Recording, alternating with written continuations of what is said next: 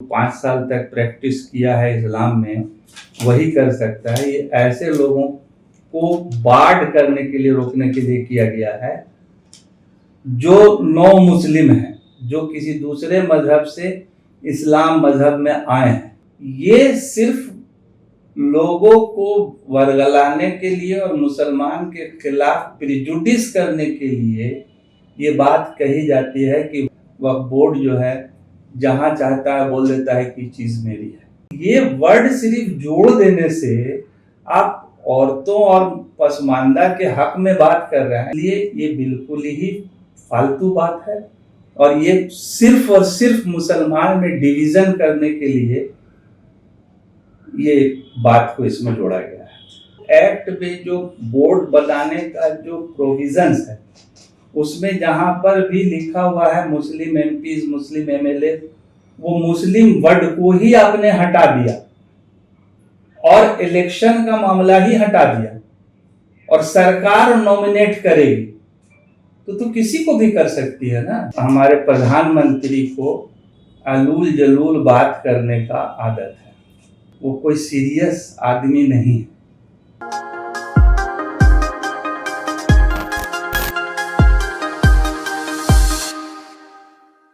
वक्फ संशोधन कानून 2025 के खिलाफ दर्ज अर्जियों पर सुप्रीम कोर्ट में बहस जारी है। इस कानून की कुछ धाराओं को लेकर कोर्ट में हो रही मोदी सरकार की फजीहत को देखते हुए भारतीय जनता पार्टी देश भर में वक्फ कानून पर जन जागरूकता कार्यक्रम का आयोजन कर रही है। इस कार्यक्रम के माध्यम से लोगों को वक्फ कानून की तथाकथित खूबियां बताई जा रही हैं। वक्फ संशोधन कानून जो एनडीए सरकार के द्वारा लाया गया है, इसके लिए समाज के अंदर पूरे बिहार में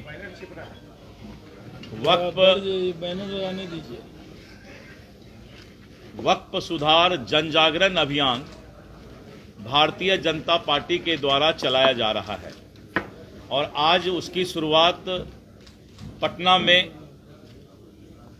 अटल सभागार में किया जा रहा है। आप जैसा कि जानते हैं कि एनडीए सरकार के द्वारा वक्फ सुधार और वक्फ संशोधन कानून लाया गया और विपक्षी पार्टियों के द्वारा अलग अलग भ्रांतियां फैलाने का प्रयास किया जा रहा है और इसको धर्म के आधार पर बांटने का प्रयास किया जा रहा है, भ्रम का जाल फैलाया जा रहा है, जबकि सरकार पारदर्शिता के साथ वक्फ के जो आय हैं, इनकम है, वक्फ के जो संपत्ति हैं, उस पर इस देश के सभी अक़लियत और मुसलमान भाइयों का हक हो, इस बात की चिंता करने का प्रयास किया है। इस बीच बिहार लोक संवाद ने पटना हाईकोर्ट के additional advocate general Mohammad Khurshid Alam से वक्फ कानून के विभिन्न पहलुओं पर खास बातचीत की। बातचीत का पहला हिस्सा 20 अप्रैल को जारी किया गया। इस वीडियो में आप देख रहे हैं बातचीत का दूसरा और आखिरी हिस्सा। अस्सलाम वालेकुम, आदाब, मैं सैयद जावेद हसन। अभी हमारे साथ मौजूद हैं पटना हाई कोर्ट के additional advocate general Mohammad Khurshid Alam साहब। 5 साल के प्रैक्टिसिंग इस्लाम पर के वही शख्स से वक्फ कर सकता है जो 5 साल का मुसलमान हो। इस पर सरसरी तौर पर सुप्रीम कोर्ट ने तो ये तो कहा है कि हम इस पर कुछ आगे बात नहीं कर रहे हैं, लेकिन क्या लगता है आपको कि इस पर आगे क्या बात हो सकती है? क्या ये शर्त रह जाएगी? नहीं, ये शर्त बिल्कुल नहीं रह सकती। इसलिए ये शर्त नहीं रह सकती है कि फिर यहाँ पर देखिए प्रॉपर्टी का मामला आ गया। हम चाहे 1 दिन के मुसलमान हो या 10 दिन के मुसलमान, ये असल में इन लोगों के जहन में जो मौजूदा सरकार है, ये जो 5 साल का जो 5 साल तक प्रैक्टिस किया है इस्लाम में वही कर सकता है। ये ऐसे लोगों को बार्ड करने के लिए, रोकने के लिए किया गया है जो नौ मुस्लिम हैं, जो किसी दूसरे मजहब से इस्लाम मजहब में आए हैं, तो उनको रोकने के लिए ये कानून लाया गया है। आप ऐसा नहीं कर सकते हैं कि हमारी प्रॉपर्टी है हम नमाज पढ़ें ना पढ़ें, हम रोजा रखें ना रखें, हम कितने साल से रोजा रख रहे हैं नहीं रख रहे हैं, ये कौन बता सकता है? तो हमको अपने प्रॉपर्टी को वक्फ करने का भगवान के नाम पर, अल्लाह के नाम पर, वो गैर मुस्लिम में भी है।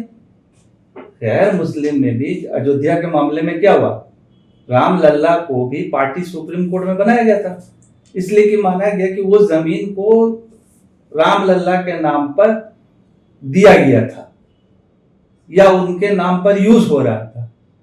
तो उनके यहाँ भी है जो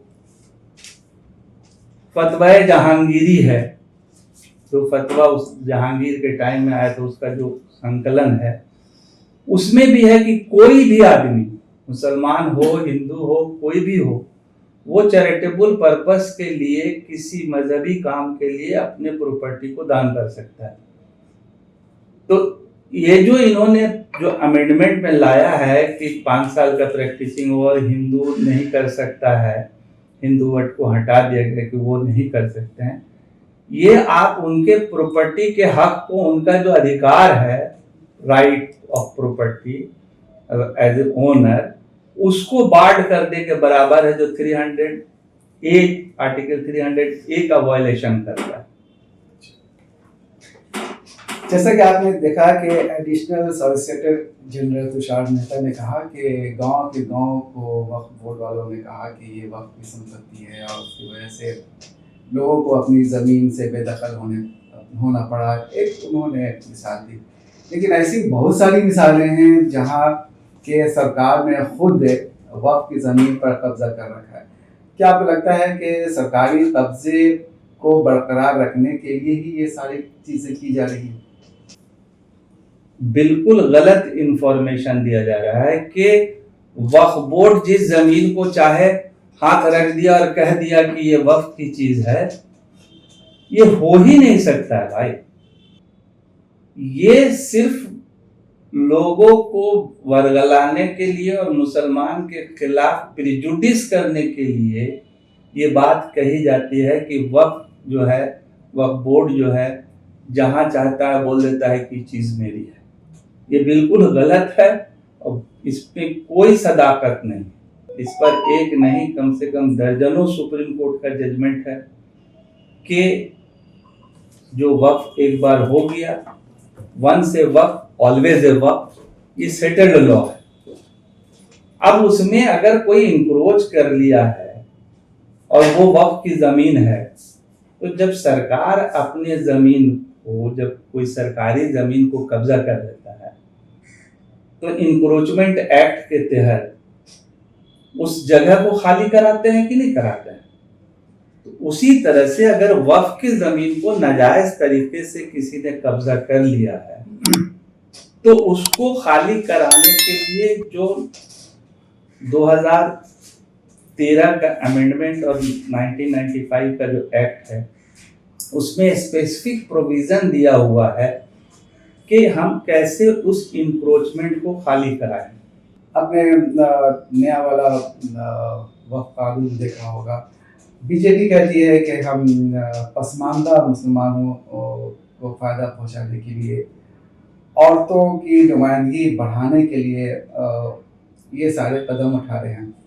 आपको क्या लगता है, क्या वाकई ऐसा कुछ है इसमें?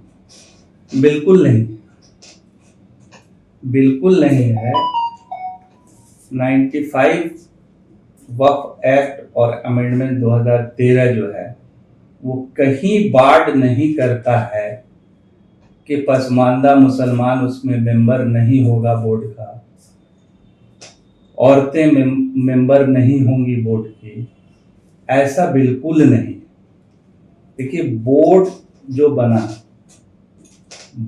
बना उसमें कौन से लोग मेंबर होंगे, इसका बाकायदे प्रोविजन दिया हुआ है। उस प्रोविजन के मुताबिक कई कैटेगरी के लोग उसमें जो है वो मेंबर होंगे। पहला के एमपीज, जो मुस्लिम एमपीज हैं, अगर मान लीजिए बिहार राज्य की बात करें, अगर 5 मुसलमान एमपी हैं, 6 मुसलमान एमपी हैं, तो उन 5-6 मुसलमान एमपी में इलेक्शन होगा और उसमें जो आदमी जीतेगा वही मेंबर होगा। तो वो एमपी जो है वो पसमानदा भी हो सकता है, वो एमपी फॉरवर्ड भी हो सकता है, वो एमपी महिला भी हो सकती है, शर्त सिर्फ मुसलमान होना है। तो कहाँ बाढ़ है? कहीं बाढ़ नहीं। दूसरा कैटेगरी है एमएलएस का, कि मान लीजिए 10 एमएलए 20 एमएलए है, उसमें भी उनका एक वोटर लिस्ट बनेगा, बाकायदे उसका इलेक्शन होगा और उसमें से जो लोग आएंगे वो मेंबर होंगे। उसमें भी वही फार्मूला होगा कि या तो वो मुसलमान हो, पसमानदा हो, चाहे औरत हो, चाहे कोई भी आ सकता है। उसी तरह से वैसे वक्फ जिसकी आमदनी 1 लाख से ऊपर है, वैसे वक्फ के मुतवल्ली का भी एक वोटर लिस्ट बनेगा और उसमें से एक आदमी आएंगे। बार काउंसिल के जो मुस्लिम मेंबर होंगे, अब मुस्लिम मेंबर कोई भी हो सकता है, पसमानदा हो सकता है, फॉरवर्ड हो सकता है, महिला हो सकती है। बिहार में पिछले बोर्ड में एक महिला मेंबर थी, दिल्ली में चेयरमैन महिला हुई है, पंजाब में महिला चेयरमैन हुई है, केरल में हुई है। तो कहां बाढ़ था? तो ये वर्ड सिर्फ जोड़ देने से आप औरतों और पसमानदा के हक में बात कर रहे हैं, इसलिए ये बिल्कुल ही फालतू बात है और ये सिर्फ और सिर्फ मुसलमान में डिवीजन करने के लिए ये बात को इसमें जोड़ा गया है। तो ये सुप्रीम कोर्ट का सही ऑब्जर्वेशन है कि ऐसा भी हो सकता है कि वक्फ बोर्ड में या वक्फ काउंसिल में गैर मुस्लिम ही की अक्सरियत हो जाए? होगा ही, इसलिए कि जो एक्ट में जो बोर्ड बनाने का जो प्रोविजंस है उसमें जहां पर भी लिखा हुआ है मुस्लिम एमपीज, मुस्लिम एमएलए, वो मुस्लिम वर्ड को ही आपने हटा दिया और इलेक्शन का मामला ही हटा दिया और सरकार नॉमिनेट करेगी तो किसी को भी कर सकती है ना। और साथ में आपने कर दिया कि 2 हिंदू मस्ट होंगे, महिला मस्ट होंगी, है ना। तो आप तो 2 उधर से लिया है। जो चीफ एग्जीक्यूटिव ऑफिसर के लिए था कि जो मुस्लिम ऑफिसर्स होंगे वही आ सकते हैं, वहां भी मुस्लिम वर्ड को आपने हटा दिया और नॉमिनेशन कर दिया। तो सरकार जिसकी रहेगी, जिसको चाहेगा उसको लाएगा, कोई आदमी कुछ नहीं कर सकता है उसमें, इसलिए ये गलत है। इस नए कानून के बारे में एक बात ये भी कही जा रही है कि जो वक्फ ट्रिब्यूनल है उसका रोल लगभग ख़त्म कर दिया गया और जो डिस्ट्रिक्ट मजिस्ट्रेट है, कलेक्टर है, उसका रोल बहुत इम्पोर्टेंट कर दिया गया और सरकार उसको उसके माध्यम से, डीएम के कलेक्टर के माध्यम से वक्फ को कंट्रोल करना चाहती है। बिल्कुल सही। देखिए ऐसा है कि इन्होंने ट्रिब्यूनल के बारे में कहा कि वक्फ ट्रिब्यूनल के ऑर्डर के खिलाफ अपील नहीं है, जो गलत है। इसलिए उन्होंने वक्फ ट्रिब्यूनल का अपील कर दिया कि हाई कोर्ट में अपील होगा। हिंदुस्तान में लगभग 70 ट्रिब्यूनल्स काम करते हैं, डिफरेंट टाइप्स के ट्रिब्यूनल्स, जिसमें income tax, sale tax, CAT, बहुत सारा ट्रिब्यूनल्स है। किसी भी ट्रिब्यूनल का आदेश जो है वो कानून जो बना हुआ है उस कानून के मुताबिक जो ट्रिब्यूनल बना उसमें उनका ऑर्डर जो है फाइनल होता है। लेकिन फाइनल के मतलब ये नहीं है कि वो चैलेंजेबल नहीं। अपील का प्रोविजन इसलिए खत्म किया गया था कि जमीन के मामले में अगर जनरल लॉ के तरह अगर सूट लड़ा जाए, टाइटल सूट, फिर फर्स्ट अपील, फिर सेकंड अपील, फिर सुप्रीम कोर्ट, तो इस मामले को लड़ने में 50 से 100 साल चला जाएगा और उसका फैसला नहीं हो सकता। जिसका जिंदा मिसाल है बाबरी मस्जिद का टाइटल सूट। आजादी से पहले से लड़ाई शुरू हुई और अब जाके वो डिसाइड हुआ, जो भी डिसाइड हुआ, जैसे अभी डिसाइड हुआ। तो सोचिए कितना दिन लड़ना पड़ा। अब इस ट्रिब्यूनल के इस पावर को खत्म कर देने से फिर उसी लाइन में आदमी को जाना पड़ेगा कि अगर कोई वक्फ का झगड़ा है तो उसमें सूट में जाइए, और सूट में जाने के बाद 50 साल 100 साल लड़, जो इनका ऑब्जेक्ट जो बताते हैं कि हम वक्फ की प्रॉपर्टी के फायदे के लिए ये कानून बनाया, जस्ट उल्टा काम ही कर रहे हैं, जस्ट उल्टा। हाल ही में प्रधानमंत्री नरेंद्र मोदी ने कहा कि अगर वक्फ की इमलाक का सही से इस्तेमाल किया गया होता तो आज मुस्लिम नौजवानों को पंक्चर नहीं बनाना पड़ता। क्या आपको लगता है कि प्रधानमंत्री की ये बात जो है वो वक्फ इमलाक की यूज के मुतालिक जो है वो सही है, या क्या कहना चाहते हैं वो? हमारे प्रधानमंत्री को अलूल जलूल बात करने का आदत है, वो कोई सीरियस आदमी नहीं है। प्रधानमंत्री जो हेड ऑफ द इस कंट्री होता है, उसकी जो सोच और उसका जो बात होना चाहिए जिस अंदाज में, उसमें वो बहुत ही हल्के आदमी है। उन्होंने कह दिया कि मुसलमान पंचर बना रहा है।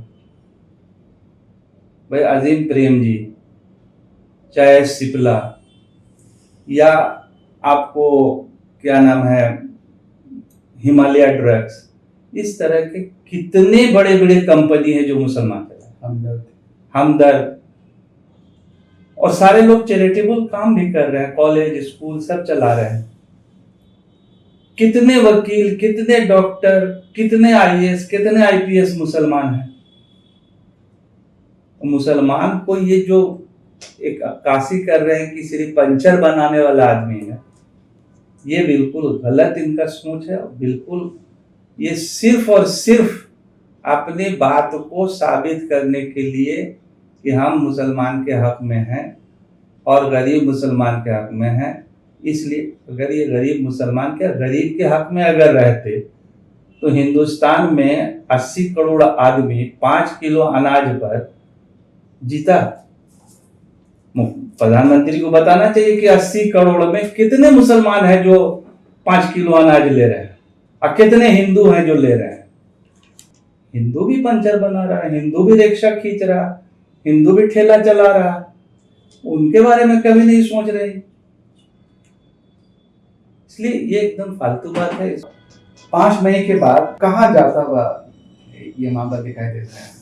मैं समझता हूं कि डेफिनेटली ये एक्ट जो है उसको अल्ट्रा वायरस डिक्लेयर किया जाएगा,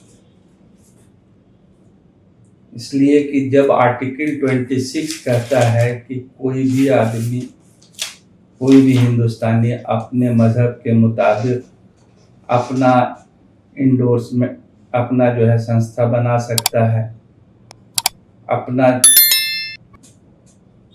मजहब को फॉलो कर सकता है, मैनेज कर सकता है, और उस मैनेजमेंट में गवर्नमेंट का जो इंटरफियरेंस हो रहा है डायरेक्ट, ये आर्टिकल 26 का वायलेशन है, आर्टिकल 25 का वायलेशन है। इसलिए निश्चित रूप से इसको कालादम किया जाएगा। दूसरा हमारे अपनी समझ ये है कि पार्लियामेंट में जिस तरह से बिल लाया गया, वो बिल लाने का भी जो इनका तरीका है वो पार्लियामेंट्री रूल्स के खिलाफ है। इन्होंने बिल की कॉपी जो है वो मेंबरान्स को एक दिन पहले दिया गया, तो उतना लंबा चौड़ा अमेंडमेंट एक दिन में पढ़ के कोई आदमी उस पर इफेक्टिव बहस नहीं करता। हालांकि बहस तो इफेक्टिव हुआ ही, लेकिन कानून के मुताबिक उसको कम से कम 1 हफ्ता 10 दिन पहले देना चाहिए, जो नहीं दिया गया। प्लस जो पार्लियामेंट में एक्ट पास हुआ, फिर लोकसभा में, राज्यसभा में उसमें हल्की सी तरमीम कर दी गई, ये भी गलत है। वो रूल्स के भी खिलाफ है, हिंदुस्तान के संविधान के भी खिलाफ है। लिहाजा हम समझते हैं कि इसको अल्ट्रा वायरस डिक्लेयर होना चाहिए। तो ये थे पटना हाईकोर्ट के additional advocate general Mohammad Khurshid Alam साहब, जिन्होंने बहुत ही वाज़ेह तौर पर कहा कि ये जो कानून है, नया वक्फ अमेंडमेंट एक्ट है, ये सुप्रीम कोर्ट में नहीं टिकेगा। और दूसरी बात इन्होंने कहा कि इससे जो बीजेपी की नीयत है वो पता चलती है कि वो साफ नहीं है मुसलमानों के ताल्लुक से और न ही वक्फ के ताल्लुक से। अब मैं खुर्शीद साहब का बहुत बहुत शुक्रिया अदा करते हैं कि इन्होंने बिहार लोक संवाद को वक्त दिया। बहुत बहुत शुक्रिया। शुक्रिया।